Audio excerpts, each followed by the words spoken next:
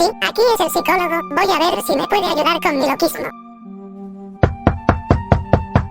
Está abierto, pase. Hola, buenas tardes. Hola, buenas tardes. ¿En qué le puedo ayudar? Quería saber si usted me puede ayudar con un problema que tengo.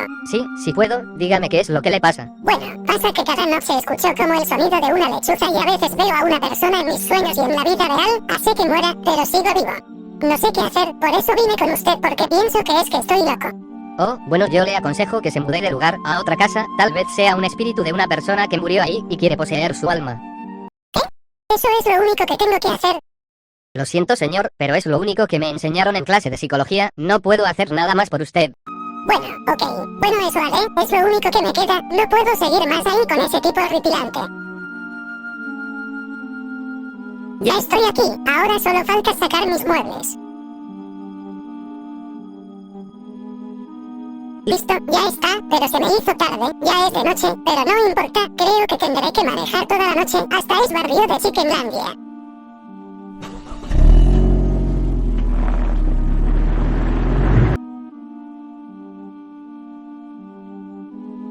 Ya está, por fin he llegado, ahora solo falta acomodar mis cosas.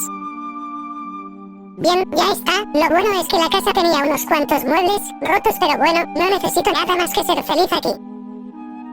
Ahora voy a comer mi cena. Ñam, ñam, ñam, ñam, ñam.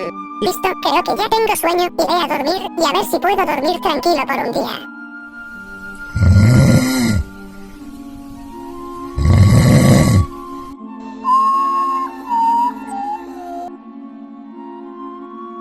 ¿Qué?